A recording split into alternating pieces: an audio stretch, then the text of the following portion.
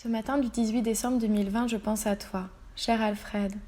Cela fait longtemps que je ne t'ai pas écrit. À vrai dire, je n'ai pas eu l'énergie et puis en ce moment j'ai envie de te détester, pour t'oublier, même si je sais que c'est une mauvaise idée et une idée vaine.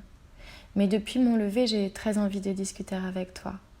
Je vais te parler des papillons de nuit. Les papillons de nuit, scientifiquement les hétérocères, de la catégorie des papillons, scientifiquement les lépidoptères, sont ces papillons souvent grisâtres que l'on aperçoit voler brutalement la nuit en plein été, lorsqu'assoiffé, nauséeux ou angoissé, on allume la lumière pour se lever et apaiser nos troubles.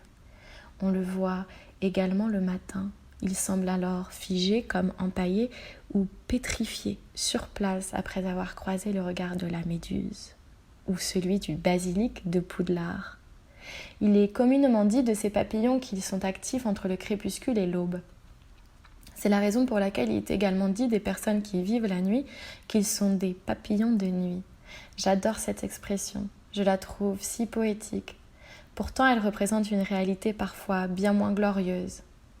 Quand je me couche tard ou que je me lève tôt, j'aime croiser ces papillons de nuit. Je me demande ce qui les tient éveillés, quelle vie ils mènent. J'observe ces fenêtres éclairées, j'observe ces coureurs invétérés, j'observe ces promeneurs et ces travailleurs nocturnes avec fascination. Que font-ils? Qui sont-ils?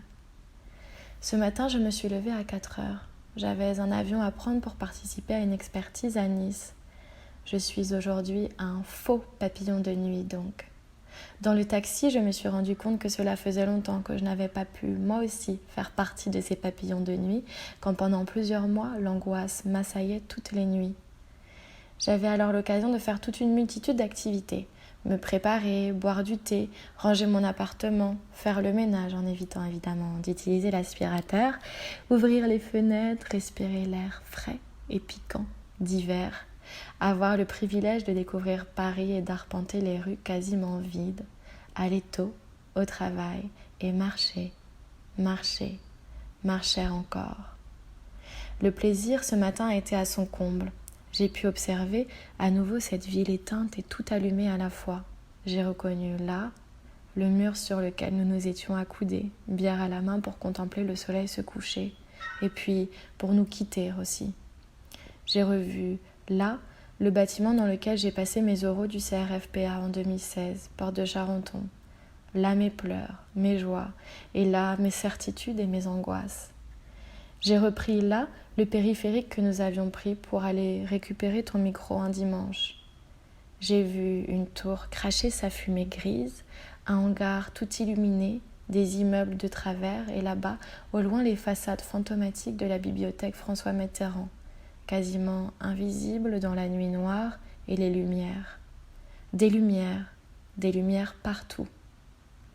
J'ai ressenti là l'émotion que j'avais à parcourir la ville levée contre ton dos à l'arrière de ta moto. J'ai croisé là, abandonné et seul, mon amour pour toi. Puis je n'ai plus rien vu que les lumières blafardes de l'aéroport qui vous tirent brutalement de votre rêverie et vous rappellent que vous êtes bien ici et que le temps est là, qu'il est palpable et qu'il ne recule pas, qu'il ne reculera jamais. Vous êtes là, le 18 décembre 2020, dans cet aéroport, à 4h30 du matin, et vous allez bientôt voler dans les airs pour vous adonner à nouveau à vos rêveries. Ouf. Peut-être alors est-ce cet interlude dans l'aéroport qui n'était qu'un rêve, et le rêve, la réalité. Des papillons de nuit. Je t'embrasse, Nadia.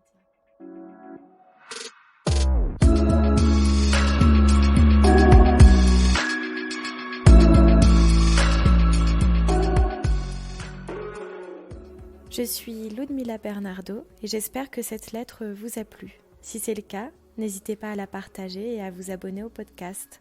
À la semaine prochaine.